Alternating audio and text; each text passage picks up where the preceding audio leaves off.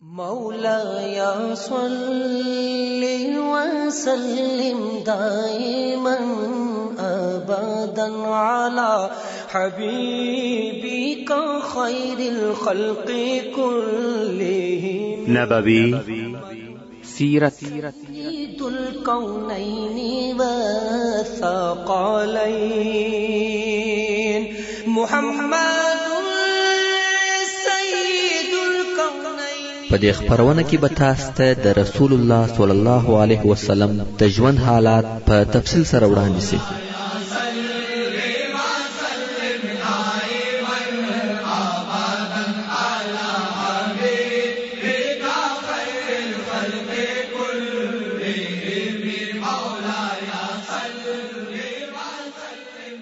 تعليم الإسلام.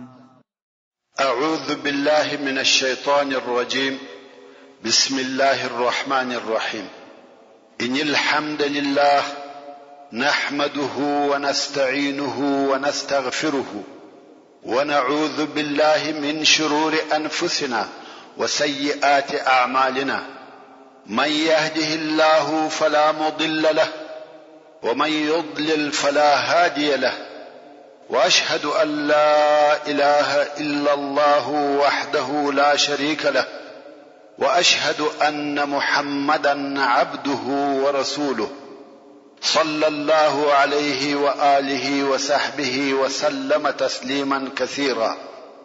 أما بعد، محترم ورونو، موږ هغه حالات بیانول چې اخبار هم داسې نشر سوه چې رسول الله صلی الله علیه وسلم د شمال د حمله اراده لري. ورسته بیرته د جنوب و طرف ته وګرځېدی، څو اول د غران و شیلې ته ورسېدی. غران یو شیله ده چې د عصفان او امج په مابین کې ده، او دا هغه ځای وو چې د رسول الله صلی الله علیه وسلم اصحاب کرام دلته شهیدان شوي وو. هغه ته د مغفرت دعا وکړه او بیا بنو لحیان ته ورسېدی. مګر بنی لحیان چې د ډېرې بیرې په سبب به همیشه احتیاط کاوه او د معلومات د پاره به همیشه جاسوسان درلوده، د رسول الله صلی الله علیه و آله وسلم د ورتګ د مخه کورونه پرې ایښو او د غرو و سرو ته تښتېدلي وو. مسلمانانو نکړه پیدا، نو رسول الله صلی الله علیه وسلم د دوی په کلی یا کورو کې 2 شپې تیر کړې او شاوخوا یې ټولیانې ولېږلې، خو د بني لحیان څخه هیڅوک په لاس نه ورغله او بیا د هغه ځای څخه وعصفان ته ولاړی چې عصفان و مکه مکرمه ته ډېر نږدې دي، او دغه ځای څخه 10 نفر سپاره د ابوبکر صدیق رضی الله تعالی عنہ په مشرۍ و مکه مکرمه ته ولېږل چې دغه ډله هم د مکه مکرمه و حدود ته داخله شو، او داسې خبر نشر شو چې مسلمانانو پر مکه مکرمه حمله وکړه. رسول الله صلی الله علیه وسلم په دغه اجراءات سره کفایت وکړي او خپل نفر یې سره یو ځای کړ، بیرته د مدینه منورې پر طرف رهیسو. دا کار فقط دغه د پاره وو چې خلک پوسی چې اوس حمله زموږ د طرفه څخه دي او کفار پر موږ حمله نسی کولای. حالات تغییر وکړي، د مخه به کفار پر مسلمانانو حمله کوله، مګر اوس مسلمانان پر قریشو حمله کوي. په بیرته راګرځېدو کې رسول الله صلی الله علیه وسلم د مکه مکرمه او مدینه منورې په لار کې امر وکړي چې قافله یا لشکر دې توقف وکړي، او په خپل رسول الله صلی الله علیه وسلم یو پخوانی قبر ته ودرېدی او په ژړا یې شروع وکړه. ډېر په زور او په شدت سره ژاړي. اصحاب کرام په تعجب کې دي، د اول وار د پاره ویني چې رسول الله صلی الله علیه وسلم په داسې شدت سره ژاړي، او رسول الله صلی الله علیه وسلم دغه قبر سره ډېر وخت کښېنستی او بیا راولاړ شو. کوم وخت چې قافلې ته ورسېدی، په دغه وخت کې حضرت عمر فاروق رضی الله تعالی عنہ ورسره و. نو یې ورته وویل: یا رسول الله، په داسې حال کې مو ولیدې چې تر نن د مخه مو پر دغه حال نه وی لیدلی، و یو پخوانی قبر ته ودرېدې او ډېر شدید دی وژړل، دا قبر د چا و؟ رسول الله صلی الله علیه وسلم وفرمایل: دا زما د مور قبر دی، هغه چې د مدینه منورې او مکه مکرمه د لارې په مابین کې وفات شوی و او دلته شخص شوی و. نو ویل: دا زما د مور قبر دی، ما د خپل رب څخه اجازه وغوښته چې د خپل مور د قبر زیارت وکم، اجازه یې راته وکړه، او بیا می اجازه وغوښته چې ودې ته د مغفرت دعا وکم، اجازه را نکړه. نو هغه د اولاد مهرباني چې پر مور یې لري ونیولم. ورونو د رسول الله صلی الله علیه وسلم د جړا سبب دغه مهرباني و. که څه هم د علیه الصلاة والسلام مور د پر دین نه و، مګر دغه شدیده جړا د خپل مور سره د صله رحمی او مهرباني په سبب و.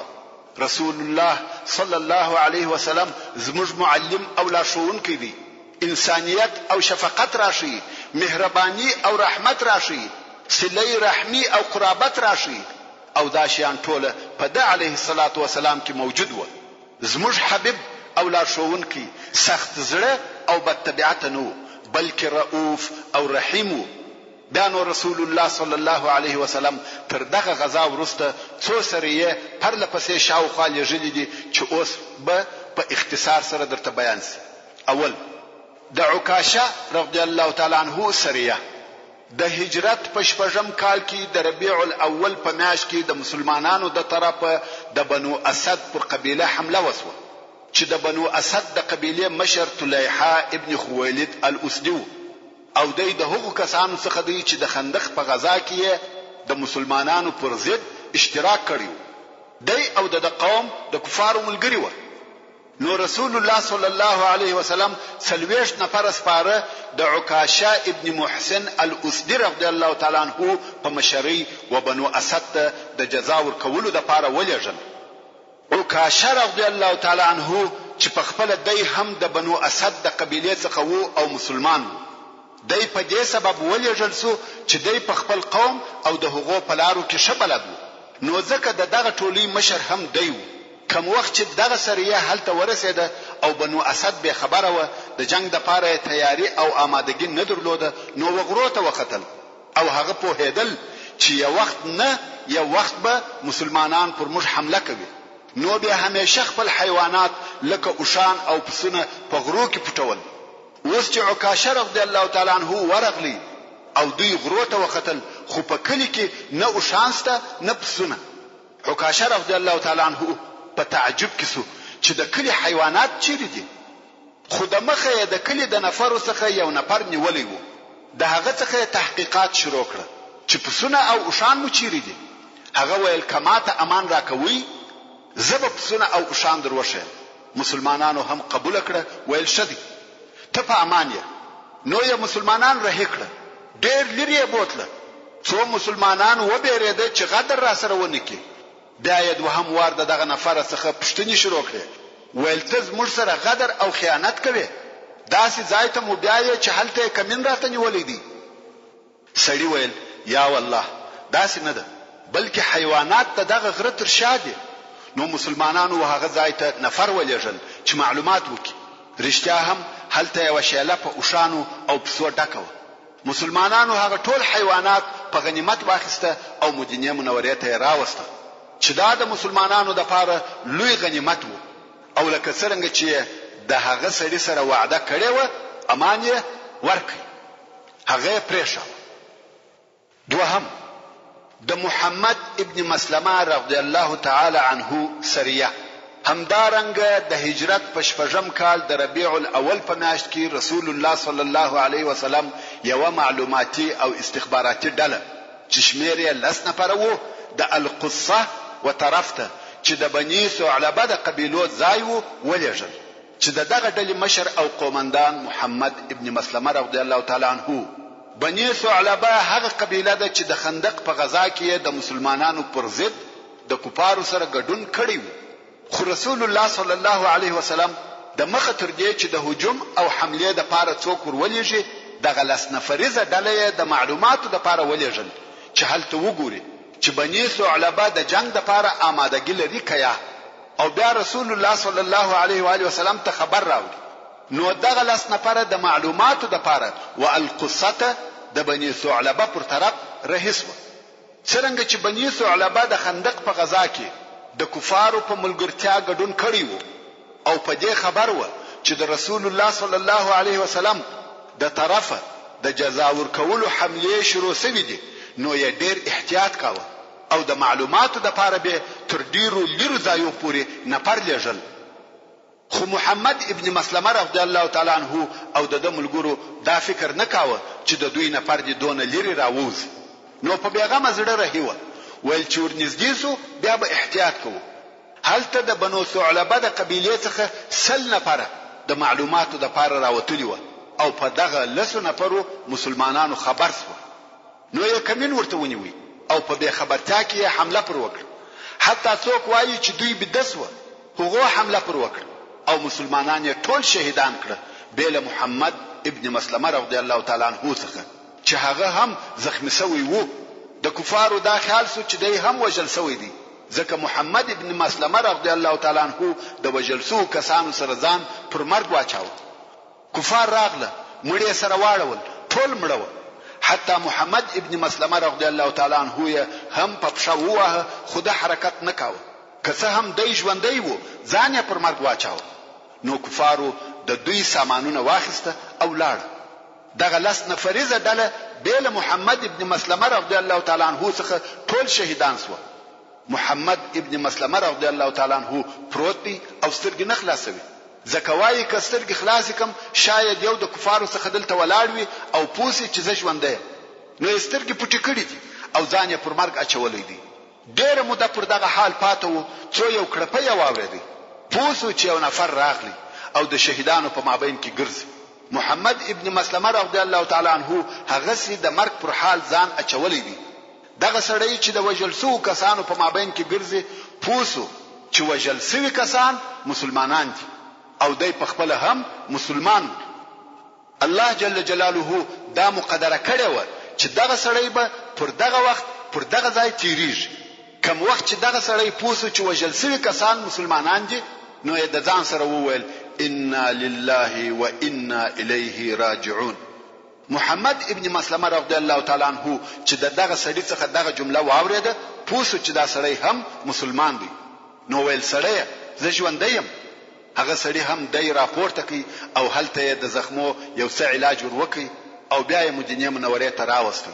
دلته نور علاج هم وسو او جوړ سو. دریم د ابو عبیده عامر ابن الجراح رضی الله تعالی عنه سریه. بیا نو رسول الله صلی الله علیه و آله وسلم دغه کال د ربیع الاخر په میاشت کې یو 40 نفریزه ډله د ابو عبیده عامر ابن الجراح رضی الله تعالی عنه په مشرۍ و دغه ذل قصته چې د بنی ثعلبه قبیله هلته اوسېده ولېږل.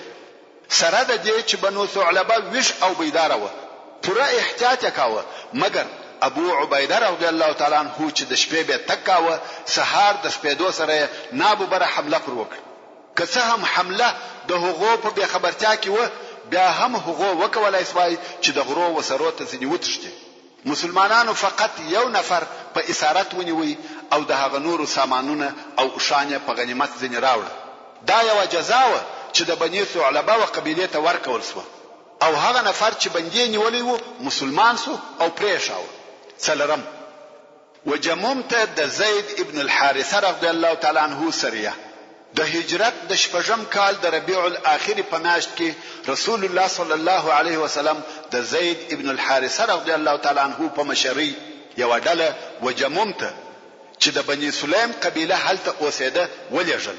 بني سلیم هغه څوک دي چې په احزابو کې د مسلمانانو پر ضد په 200 نفرو ګډون او اشتراک کړی وو. نو ځکه رسول الله صلی الله علیه وسلم و دوی ته د ادب او جزا ورکولو د پاره د زید ابن الحارثه رضی الله تعالی عنه په مشرۍ یو ټولۍ ولېږل. زید ابن الحارثه رضی الله تعالی عنه په دغه حمله کې د مزینه د قبیلې څخه یو ښځه ونیول چې حلیمه ورته ویل کېده. دغه ښځې د بني سلیم د حیواناتو ځای وروښاوه چې په هغه ځای کې مسلمانانو ته د کفارو اوښان او پسونه په لاس ورغله او هلته یې ځینې کفار اسیر ونیول او پاته نور یې وتښتېده. مسلمانانو د غنیمت حیوانات او بندیان مدینې منورې ته راوسته، خو رسول الله صلی الله علیه وسلم و هغې ښځې ته چې د مسلمانانو راهنمایي یې کړې وه د دې ځان او د دې میړه او د دې مال وروبخښل. دا ټوله حملې پر هغه قبیلو کیږي چې د مسلمانانو پر ضد یې د خندق په غزا کې ګډون او اشتراک کړی وو. پنځم وعیسته د زید ابن الحارثه رضی الله تعالی عنه سریه. د هجرت د شپږم کال د جمادی الاول په میاشت کې رسول الله صلی الله علیه وسلم 100 نفریزه ډله جوړ کړه چې دغه ټولي مشر او قومندان زید ابن الحارثه رضی الله تعالی عنہ او دغه ټولي د عیس پر طرف ولېږل چې هلته د قریشو پر یو قافله حمله وکړي چې دغه حمله ته حمله العیس ویل کیږي. عیس د یو ځای نوم دی چې په شمال غرب کې د مدینه منورې واقع دی. عیس به بیا هم په یو بل خوندوره قصه کې درته ذکر سي. عیس د مدینه منورې په شمال غرب کې یو منطقه ده چې د مدینه منورې څخه 4 منزله لري ده. عیس یو غرنی منطقه ده چې دغه غرونه ډیر غارونه او ډیر درختي لري. مقصد داسې ځای دی چې دغه غارو او درختو په سبب کڅوک وغواړي چې دلته پټ سي شپټېدلای شي.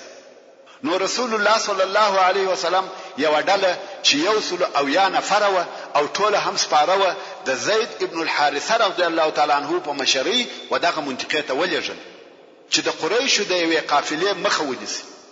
ځکه د مسلمانانو اصلي او اساسي دشمنان قریش دي او دغه قافلې مشر ابو العاص د رسول الله صلی الله علیه وسلم زوم د زینب رضی الله تعالی عنها میړو چې تر اوسه پر هغه خپل شرک پاتو او د ابو العاص سره د زینب واده تر بعثت د مخه د خدیجه رضی الله تعالی عنها په غشتنه سوی. نو کوم وخت چې د رسول الله صلی الله علیه وسلم بعثت وسو خدیجه رضی الله تعالی عنها او ټول لونو یې ایمان راوړي او مسلمانان شوه.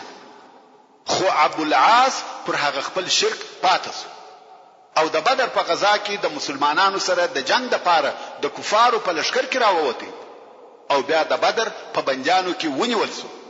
څنګه چې بنجان په فدیه خلاصېده نو زینب رضی الله عنها چې په مکه مکرمه کې و د خپل میړه د خلاصولو لپاره مال او د خپل مور خدیجه رضی الله تعالی عنها هغه امیل چې ودیته ورکړی و راولېږل او د رسول الله صلی الله علیه وسلم د امیل په لیدلو سره خدیجه رضی الله عنها ورپیات و. نو یې ابو العاص بل فدیه الکی. ابو العاص هم دغه نیکی په مقابل کې زینب رضی الله تعالی عنها ته د هجرت اجازه ورکړه چې خپل پلار ته ولاړ شي چې دغه قسم د بدر په غزا کې په تفصیل سره درته بیان کړی ده. نو اوس زینب رضی الله تعالی عنها په مدینه منوره کې د خپل پلار صلی الله علیه وسلم سره ژوند کوي. هلته زید ابن الحارثه رضی الله تعالی عنہ په دغه ځای کې چې ډیر غارونه او درخت پکښې و کمین ونیوي. کوم وخت چې د قریشو قافله را ورسېده نو یې حمله پر وکړه او ټوله قافله یې په غنیمت واخیسته. هر څه چې پکښې و مالونه او شان او ټول هغه کسان چې په دغه قافله کې و هغه ټوله بندیان ونیول. بل ابو العاص څخه چې هغه په تیښته ځان ځنې خلاص کړ او مخ پر مدینه منوره رهیسو. خیر قافله او د هغې سره نیول سوي بندیان مدینه منورې ته راوستل شو او د پخوانی عادت سره سم ټول بندیان د مسجد د دروازې سره وتړل شو. ابو العاص هم په دغه شپه په پټه د زینب رضی الله تعالی عنها چې د شذ ده کور ته ورغلی. دروازه یې وټکول. دغه خوا ورته وویل څوک یې؟ د ویل ابو العاص. شذ ده د خپل خاوند پر اتک سره ډېر خوشاله شو. د دې دا خیال سو چې سړی مسلمان شوی دی او راغلی. خو ابو العاص کیسه ورته وکړه. د دې څخه یې وغوښته چې ماته جوار او امان راک او د رسول الله صلی الله علیه وسلم څخه وغواړه چې د قافلې مالونه بیرته ماته راکړي. کوم وخت چې خلق د سهار د لمانځه د پاره سره راټول شو او رسول الله صلی الله علیه وسلم د لمانځه اول تکبیر ووایه مسلمانانو هم په لمانځه شروع وکړه. په دغه وخت کې د یوې ښځې غږ واورېدل شو چې ویل و ابو العاص ته مې جوار ورکړی دی. دا ښځه د رسول الله صلی الله علیه و آله وسلم لور زینب رضی الله تعالی عنها و چې خپل خاوند ته جوار او امان ورکړي. اوس خو رسول الله صلی الله علیه وسلم په لمانځه مشغوله و. جواب یې نسوای ورکولای. کوم وخت چې د لمانځه څخه فارغ شو نو یې مسلمانانو ته وکتل او ویل تاسو هم هغه واورید چې ما واورید؟ مسلمانانو ویل هو یا رسول الله. رسول الله صلی الله علیه وسلم و فرمایل والله نه په خبر وم نه چاره ته ویلی و دا کار زما په بې خبرتیا کې پیښ شو او اوس خبره ستاسې په اختیار ده. هر قسم چې مو خوښه وي هغسې وکړئ. اختیار یې هغه مسلمانانو ته پرېښوئ چې قافلې ته وتلي وه. هغو ویل یا رسول الله اکرام یې کوو، عزت یې کوو، ټوله بندیان ایله کوو او مالونه یې هم بیرته ورکوو. نو یې ابوالعاص د زینب رضی الله تعالی عنها د عزت او جوار په سبب پرېښاوه او د خپل شخصي مالونه یې ورکړه. څرنګه چې د ابوالعاص سره په قافله کې نور امانت مالونه هم ورسره وه، هغه یې هم د رسول الله صلی الله علیه و آله وسلم د خیشۍ او قرابت په سبب ورپرېښول. نو اوس د ابوالعاص د عزت په سبب د قافلې ټول بندیان پرېښول سوه، مالونه ورکول سوه. ابوالعاص چې دغه ښه معامله او نیکي ولیده، د مسلمانانو لمونځ یې ولیدی، قرآن مجید یې واورېدی، دا ټولو تاثیر پر وکړ، مګر مسلمان نسو. نو خپل مالونه او امانتونه یې ورسره واخیسته او مکې مکرمې ته ولاړی. هلته یې امانت مالونه وخپلو مالکانو او خاوندانو ته ورکړه. هر نفر ته یې هغه خپل شی پوره ورساوه او بیا یې ټول هغه خلق سره راټول کړه چې د ده سره یې مالونه وه. او ځینې ویې پوښتل چې آیا ما خپلې غاړې خلاصې کړې؟ د چا خو به شی نه وي را سره پاته؟ هغو ویل هو، مالونه مو پوره را ورسېده، خدای دې خیر درکړي. رښتیا هم امین، صادقه او باوفا سړی. نو ابوالعاص وویل مګر زه شاهدي ادا کوم لا اله الا الله وان محمدا رسول الله.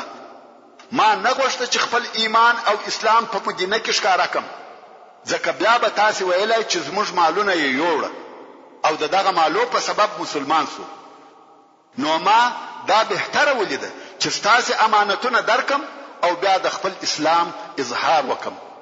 بیا نو ابوالعاص مدینې منورې ته په هجرت لاړی او رسول الله صلی الله علیه وسلم هم زینب رضی الله تعالی عنها چې د ابوالعاص ښځه وه په هغه اوله نکاح سره ورسره کړه، ځکه تر دغه وخته هغه آیات شریف نو نازل شوی چې د مسلمانو ښځو نکاح یې د کفارو سره حرامول.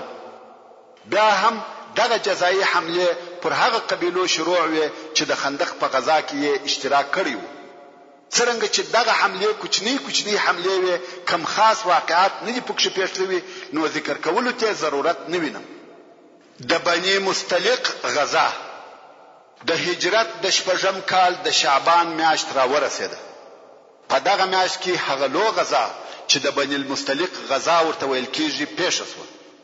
که څه هم دغه غزا د عسکري لحاظه برداره او اوږده غزا نه وه، مګر په دې غزا کې داسې وقایع پیښ شوه چې په اسلامي ټولنه کې شور او غوغا جوړه کړه. منافقین پکښې رسوا سوه. په دې غزا کې تعزیري حدود مشروع سوه، یعنی پر ځینو ګناه کوونکو په درو سره وهل مشروع سوه. دغه غزا و اسلامي ټولنې ته صفا او کرامت راوړي. دغه غزا و مسلمانانو ته عفت او د نفس پاکي راوړه. دغه غزا د تاریخ او سیرت علما غزوة العجائب بولي، ځکه په دغه غزا کې عجبه او نادره حادثه او واقعې پیښ شوې دي. او هغه غزا په دې ډول سره و. رسول الله صلی الله علیه وسلم ته خبر ورسېدی چې حارث ابن ابي ضرار چې د بني مستلق د قبیلې رئیس و، پر خپل قوم او د عربو پر نورو قبیلو ګرځي او د رسول الله صلی الله علیه وسلم د جنگ لپاره خلق سره راټولوي، غواړي چې پر مدینه منوره حمله وکړي. رسول الله صلی الله علیه وسلم دغه خبر د تحقیق لپاره بریده ابن الحسیب الاسلمي رضی الله تعالی عنه ولېږي چې دغه خبر صحیح معلومات وکړي. بریده رضی الله تعالی عنه و بني مستلق ته ورغلی او هلته په خپل د حارث ابن ابي ضرار سره ولیده او خبرې ورسره وکړه. بریده رضی الله تعالی عنه بیرته مدینه منورې ته راغلی او رسول الله صلی الله علیه و آله وسلم یې په حالاتو خبر کړي چې هو د حارث د حمله اراده ده. اوس چې د رسول الله صلی الله علیه وسلم سره د حارث د حمله خبر یقیني سو، نو یې ډېر ژر لشکر سره راټول کړي چې دغه لشکر مشرتوب په خپل رسول الله صلی الله علیه وسلم کاوه. اوس چې د شعبان د میاشتې 2 ورځې پاتې وې رسول الله صلی الله علیه وسلم د بني مستلق پر طرف حرکت وکړي. خو په دې غزا کې د رسول الله صلی الله علیه وسلم سره هغه منافقین هم وته چې تر دغه د مخه په هیڅ غزا کې نه ورسره وتلي.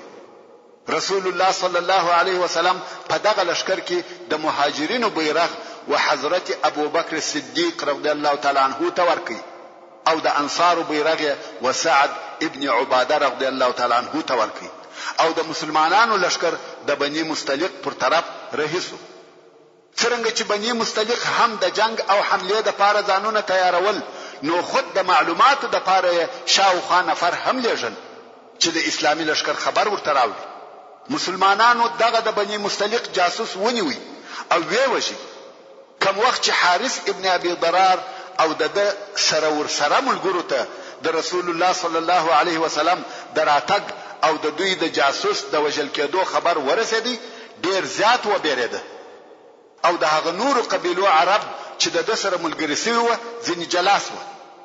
رسول الله صلی الله علیه وسلم د لشکره سره و مريسع ته ورسېدی. مريسع د بني مستلق د اوبو څخه یو اوبه وه چې په قدید کې د ساحل و طرف ته وه او دلته یې واړول. د کفارو لشکر هم راغلی دلته یې واړول. دواړه لشکره د جنگ د پاره تیار او آماده دي. د مخ تر جنگ حضرت عمر رضی الله تعالی عنہ و میدان ته ورووتی او کفارو ته ورنار کړه د لا اله الا الله محمد رسول الله کلمه وایست. خپل ویني مو وساتي، خپل قربان او دوستان مو وساتي، خپل مالونه مو وساتي. یعنی مسلمانان سي زموږ د حمله څخه خلاص یاست. خو هغه د کلمې د ویلو څخه انکار وکړي. بیا د دوه لشکرو په مابین کې په غوښو وشتل شروع شو. پس له هغه څخه رسول الله صلی الله علیه وسلم د یو ځای حمله او هجوم امر وکړي. د جنگ په اولو دقیقو کې د بني مستلق د مشرانو څخه 10 نفر ووژل شو او بیرغ هم ولوېدی. کفارو چې دا حال ولیدي په تسلیمېدو یې شروع وکړه. په یو وار ټول تسلیم شو. نو د بني مستلق ټول قبیله مسلمانانو په غنیمت واخیسته. ټول مالونه، ټول شذ، ټول اولادونه یې په غنیمت واخیستل شو. هغه هم په یو حمله. ټول جنگ تر 2 دقیقو زیات نسو. سبحان الله. واقعي مسلمانانو ته دغه آسانتیاوي پیښیږي.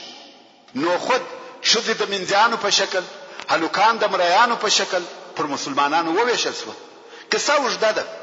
مقصد دا چې د بندیانو په جمله کې جویریه چې د بني مستلق د قبیله د رئیس حارث ابن ابي ضرار لوروه د ثابت ابن قیس رضی الله تعالی عنہ په حصہ کې ورسېده او ثابت رضی الله تعالی عنہ ورته وویل کدوغه مال راکه زدي آزادوم. رسول الله صلی الله علیه و آله وسلم هغه مال و ثابت رضی الله تعالی عنہ ته ورکړي او هغه هم آزاد کړ. او بیا رسول الله صلی الله علیه وسلم دغه جویریه و اسلام ته دعوت کړ او دې هم بیل ځنده اسلام قبول کړ. نو رسول الله صلی الله علیه وسلم دا په نکاح کړ. کوم وخت چې دا ام المؤمنین او د رسول الله صلی الله علیه وسلم زوجه سو، صحابه کرام ژغ وکړي ول دغه بندیان چې زموږ سره دي دا د رسول الله صلی الله علیه وسلم اخشان دي او دا نشي چې د رسول الله صلی الله علیه وسلم اخشان زموږ سره بندیان یا مریان وي. نو یې ټول بني مستلق آزاد او الکړه او هغه هم ایمان راوړي. حضرت عائشه الصدیقه رضی الله تعالی عنها وايي هیڅ داسې شذ نه پیژنم چې د هغې برکت پر خپل قوم تر جویریه ډیر وي. ځکه د دې په اسلام او د رسول الله صلی الله علیه وسلم سره د دې په نکاح د دې ټول اهل او قبیله آزاد او پریښول شو. بیا یو چا د جویریه رضی الله تعالی عنها څخه پوښتنه وکړه چې تاسو څنګه ژر اسلام قبول کړئ حال دا چې تاسو ټول قوم د مسلمانانو سره بندیان ول او اوس دغه و چې جنگ خلاصو. د رضی الله تعالی عنها په جواب کې ورته وویل تر دغه جنگ 3 ورځې د مخه ما خوب ولیدي چې پوره او کامل سپوږمۍ ورونو د 14 سپوږمۍ یا هغه سپوږمۍ چې پوره وي په عربي کې بدر ورته وایي نو جویریه رضی الله تعالی عنها ویل ما 3 ورځې مخکې خوب ولیدی چې بدر یعنی پوره سپوږمۍ د مدینې منورې څخه راپورته سي په هوا په اسمان کې را رهوي څو راسي زما په غیږ کې ولويږي نو ما د هغه خوب ترجمه په محمد صلی الله علیه وسلم سره وکړه ما ویل دغه هدایت او لارښوونکی دی چې ما ته راځي نو اصلا اسلام د دې زړه ته د الله جل جلاله د طرفه داخل شوی وو دا د ام المؤمنین جویریه رضی الله تعالی عنها د اسلام او د رسول الله صلی الله علیه و آله وسلم سره د دې د نکاح او د دې د عزت په سبب د دې د قوم د آزادېدو قصه و اوس چې جنگ خلاص د بني مستلق بندیان آزاد شو او رسول الله صلی الله علیه وسلم برته د مدینه منورې و طرف ته رهیسو پلار کې ډېر لوی واقعې پیښ شوه څنګه چې دغه واقعو د پیښېدو سبب رئیس المنافقین عبد الله ابن ابي او د ملګری و نو دا لازمه ده چې اول په اسلامي ټولنه کې دغه منافقینو یو څه افعال او کردار بیان کړم د بني مستلق تر غزا د مخه د منافقانو رول ورون موږ مخکې په تکرار سره ویلي دي چې عبد الله ابن ابي د اسلام او مسلمانانو سره حسد او عناد درلودي خاصتا دغه عناد یې د رسول الله صلی الله علیه وسلم سره ډیر زیات وو ځکه د اوس او خزرج قبیلو داسې اتفاق کړی وو چې دی دغه قبیلو پاچا وګرځوي حتی د تاج د پاره ملغلري او مریانی جوړ کړی وي چې په دغه وخت کې مدینه منورې ته اسلام راغلی او اسلام دوی د دې څخه راوګرځول چې د ابي د زوی متابعت وکړي نو د ابي زوی دا فکر کاوه چې د پاچاهي رسول الله صلی الله علیه وسلم ځنی واخسته دغه عناد او حسد د هجرت د شروع څخه معلوم او ښکارا وو د مخه تر دې د عناد ښکارا وو چې دوی په اسلام سره تظاهر او ښکاروالي وکړي او پس دا هغه ښکارا وو چې دوی په ظاهر مسلمان سو یو ورځ رسول الله صلی الله علیه وسلم پر یو بوده سپور وو غوښته چې د سعد ابن عباده رضی الله تعالی عنه چې مریض وو او پښتني ته ورسي پلار کې پر یو داسې مجلس ورغلی چې هلته د ابي زوی هم ناست وو د ابي زوی پزه ونیول او ول پر موږ دوړي مکوي او بیا چې رسول الله صلی الله علیه وسلم ودغه مجلس ته قران مجید تلاوت کوي د ابي زوی ویل په کور کې د کښینه زموږ مجلس وته مرزه دغه حدیث شریف روایت امام بخاری او امام مسلم کوي دغه عمل یې د مخه تر هغه وو چې په اسلام سره تظاهر وکړي او کوم وخت چې پس له بدر په اسلام سره تظاهر وکړي بیا هم د همیش لپاره د الله او رسول الله او مسلمانانو لوی دشمنو ټول هم او غم ټول چرت او فکر یې داو چې اسلامي ټولنه څنګه سره وپاشي مسلمانان څنګه سره متفرق او جلاک او د اسلام کلمه څنګه کښته او ذلیل کی د اسلام د دشمنانو سره دوستی کوله تاسو ولیده چې د بنی قینقاع د يهودو په مسله کې څنګه مداخله وکړه تاسو ولیدي چې د احد په غزا کې څونه غدر او خیانت وکړي مسلمانان په خپل مابین کې سره متفرق کول او غوښته چې په دوی کې ډیره او ګډوډي راولي دغه منافق د مسلمانانو د خطایستلو د پاره د مکرو او چمو څخه یو داو پس له هغه څخه چې د په اسلام سره تظاهر کاوه د هرې جمعې په ورځ چې رسول الله صلی الله علیه وسلم د خطبه ویلو د پاره کښینستی اول به د ابي زوی ولارسو او ویل به دغه ستاسو په مابین کې رسول الله دی الله عز وجل په دسر مکرمه او معززه کړاست کومک او نصرت کوي خبري اوري او اطاعت کوي بیا به کښینستی ورسته به رسول الله صلی الله علیه وسلم د خطبه ویلو د پاره ولارسو خود دغه به شرمۍ او سپینسترګۍ ته وګوري په هغه جمعه چې پس له احد و سره د دې چې هغه لوی غدر او خیانت هم کړی وو بیا ولارسو غواړي چې هغه خپل په خواني خبره وکړي خو مسلمانانو تر کالو ونیوي او ویل کښینه اې د الله دشمنه تا هغه کارونه وکړه چې ودی کړه ته دغه خبرو لایق نه یې د ابي زوی د خلق تر اوجو اوشتي او د مسجده وزي د ځان سره وایي کومه د شر خبره خو به مې نه وي کړې، ما د ملاتړ خبرې کولې. د مسجد په دروازه کې د انصارو یو سړی په مخه ورغلی. د ابی زوی ته ویل ویلک ورسه چې رسول الله صلی الله علیه وسلم د مغفرت طلب درته وکړي. د ویل والله نه غواړم چې ماته د مغفرت دعا وکړي. دغه رنګ د ابی زوی د مسلمانانو پر ضد د بني نظیر د يهودو سره اتصالات او ارتباط درلوده. دی وو چې هغه ته ویل ټینګ او ثابت ودرېږي، که تاسو د مدینې منورې څخه وایستل سواست موږ هم در سره وځو، او که تاسو سره مسلمانانو جنگ کاوه موږ تاسو کومک کوو. د احزاب په غزا کې د او د ملګرو هغه کارونه کول چې د مسلمانانو په زړه کې بیره او وارخطایي پیدا کړي، هغه چې الله عزوجل په سورة الاحزاب کې د دوی د نفاق حالات بیانوي او فرمایي وَإِذْ يَقُولُ الْمُنَافِقُونَ وَالَّذِينَ فِي قُلُوبِهِمْ مَرَضٌ مَا وَعَدَنَا اللَّهُ وَرَسُولُهُ إِلَّا غُرُورًا. یعنی هغه وخت در پیاد ک چې منافقانو او هغو کسانو چې د دوی په زړه کې د نفاق مرض وو ویل څه ویل الله او د الله رسول زموږ سره د روم، فارس او یمن د فتح کېدو وعده نه ده کړې مګر په غرور او خطا ایستلو سره. چې پوره ترجمه او قصه د خندق په غزا کې درته بیان شو، ترڅو چې الله جل جلاله په فرمایي يحسبون الاحزاب لن يذهبوا وان ياتي الاحزاب يودوا لو انهم بادون في الاعراب يسالون عن انبائكم ولو كانوا فيكم ما قاتلوا الا قليلا. یعنی دغه منافقان د کفارو پر لشکرو ګمان کوي چې په ماته او شکست سره نه دي تللي، او کچیر بیا د کفارو لشکر د جنگ د پاره راسي نو دغه منافقانو دا خوښه ده چې دوی د شار څخه لري د اعرابو په کلو کې اوسېږي، او هلته یا د هغه ځای څخه ستاسو د حال او احوال پوښتنه کوي.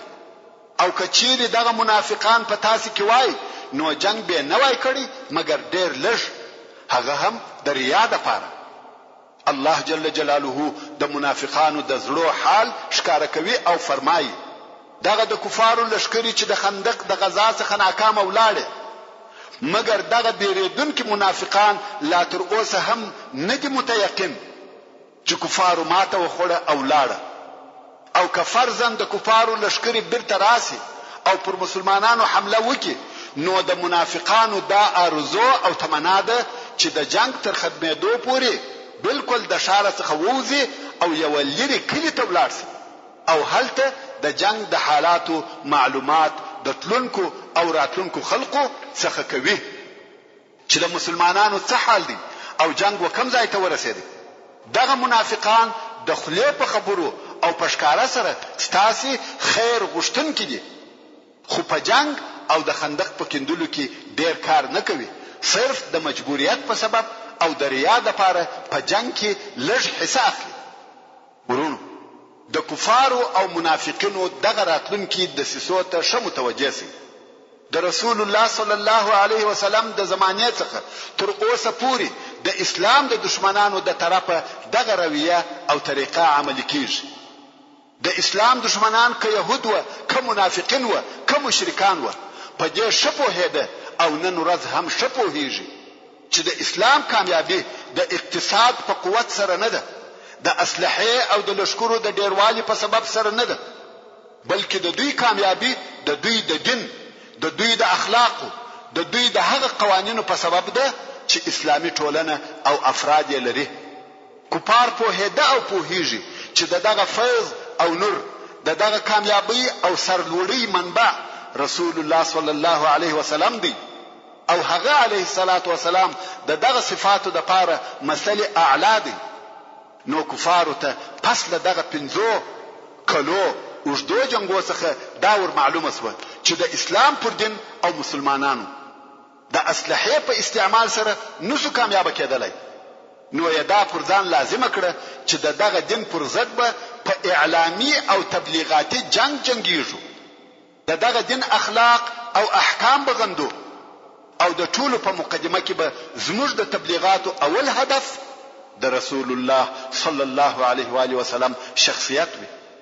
څرنګه چې منافقان د مسلمانانو په صفو کې دریم صفو او بل دا چې دوی په مدینه منوره کې اوسېده او دوی و چې همیشه د مسلمانانو سره په تماس کې و، نو دوی کولای شوای چې په هر وخت کې د مسلمانانو مشاعر او احساساتو ته حرکت او تغییر ورکړي.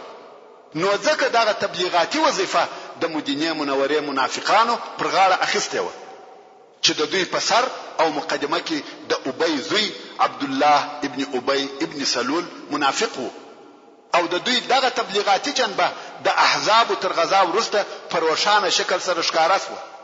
او دا هغه وخت وو چې رسول الله صلی الله علیه وسلم د ام المؤمنین زینب بنت جحش رضی الله تعالی عنها سره پس له هغه څخه واده وکړي چې زید ابن الحارثه رضی الله تعالی عنه طلاق کړه. په جاهلیت کې د عربو دا تقلیدي قانون وو چې هر هغه څوک چې دوی به په زویواله سره ونیوي هغه به داسې سو لکه د دوی د ملا او نسل زوی. د دوی په تقلیدي قانون دغه زوی شزه پر هغه چا حرامه و چې دایې په زویواله سره نیولې وو. نو کوم وخت چې رسول الله صلی الله علیه وسلم د زینب رضی الله تعالی عنها سره نکاح وکړه، منافقینو ته د رسول الله صلی الله علیه وسلم پر ضد د شرپارولو د پاره د دوی په باطل ګمان دوه اعتراض پیدا شو. اول دا چې دا د رسول الله صلی الله علیه وسلم پنځمه زوجه و او دوی به ویل قرآن مجید تر څلورو ښځو زیات اجازه نه ده کړې.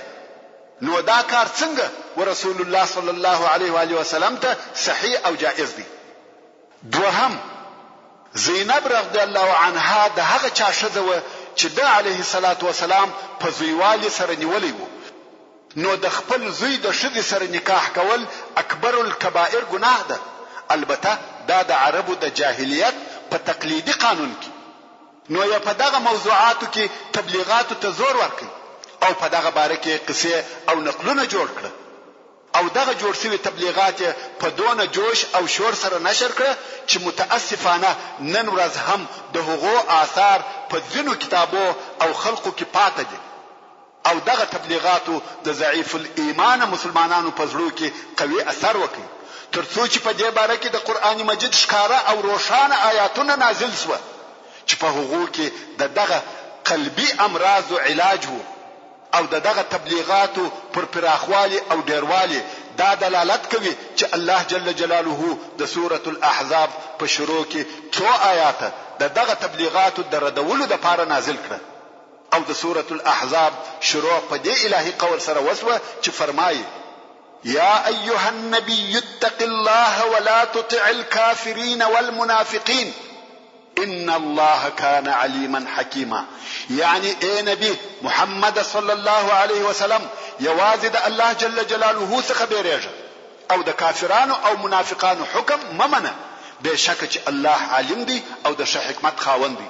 ورونو، نن ورځ هم د ابی د زوی غوندې منافقان د اسلام دشمنان او ضعیف الایمان مسلمانان سته چې عیناً هغه د ابی د زوی خبرې تکراروي او بیانوي او د رسول الله صلی الله علیه وسلم پر مبارک ذات قسم قسم ناوړه تورونه لګوي. آیا د ابی د زوی دغه خبرو د اسلام مخه ونیول؟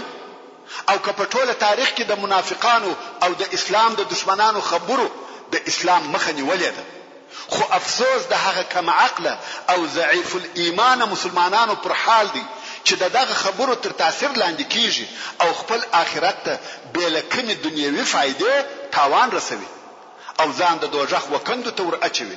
هو، هلته داسې کسان شته چې دغه خبرو په بیانولو سره په میلیونو ډالر اخلي، لکه سلمان رشدي یا د ډنمارک احمق یا نور د دوی امثال. هغه خو اصلا کافران دي، د ابی د زوی اولاده ده، خو د مسلمانانو یې پرڅه چې خپل عقیده په خپل خرابوي او د دوزخ پر طرف په خپل خوښه ورزغلي. ورونو، دا د منافقانو هغه رول او عمل ته یو اشاره و چې دوی د بنی مستلق تر غزا د مخه لوباوه او عمل کاوه او رسول الله صلی الله علیه وسلم دغه د دوی عمل په صبر، نرمي او تلطف سره زغامه او پرځان تیراوه عام مسلمانانو د دوی د شر څخه ځانونه ساتل یا د دوی آزارونه په صبر سره زغمل، ځکه مسلمانانو منافقان د هغو په رسوا او بے شرم عمل سره پیژندلی و چې هر وار به داسې عمل ځنې پیښ شو چې په هغه سره به رسوا او شرمنده شو، لکه الله عز وجل چې د سورة التوبه په 126 نمبر آیات کې فرمایي: اولا يرون انهم يفتنون في كل عام مرة او مرتين ثم لا يتوبون ولا هم يذكرون. یعنی آیا دغه منافقان نګوري او فکر نکوي چې دوی په هر کال کې یو یا دوه واره په قسم قسم مصیبتو مبتلا کیږي، خو دوی د خپل نفاق څخه نه توبه کوي او نه دوی په دغه ابتلا سره پند اخلي. ورونو، دا خو د منافقانو هغه اعمال او کارونه و چې د بني مستلق تر غزا د مخه کول. اوس راسي چې د بني مستلق په غزا کې د منافقانو رول او عمل واو. اوس چې د بني مستلق غزا سوه او د اول وار د پاره په هغه غزا کې منافقان د مسلمانانو سره ووتل، نو یې د الله عز وجل د هغه قول مصداق ښکارا کوي چې د سورة التوبه په 23 نمبر آیات کې فرمایي: لو خرجوا فيكم ما زادوكم الا خبالا ولاوضعوا خلالكم يبغونكم الفتنه. یعنی که دغه منافقان ستاسو سره په لشکر کې ووزي نو تاسو ته به هیڅ شی نکی زیات بل فساد خرابیه او چغلیه څخه، او خامخا به دوی ستاسو په مابین کې چابوکی وکي په چغلیو او نور بدوی سره، حال دا چې دوی به ستاسو لپاره فتنه او بدی غواړي. نو منافقینو د بني مستلق په غزا کې دوه واره د خپل شریر نقشه د عملي کولو لپاره موقع پیدا کړ چې د مسلمانانو په مابین کې لو پریشانی په وجود راوړه او د رسول الله صلی الله علیه وسلم پر ضد بد تبلیغات شروع کړ. محترم ورونو، زموږ د بحث پاتې حسابه ان شاء الله تعالی پراتونکو کې واوري. سبحان ربك رب العزة عما يصفون وسلام على المرسلين والحمد لله رب العالمين.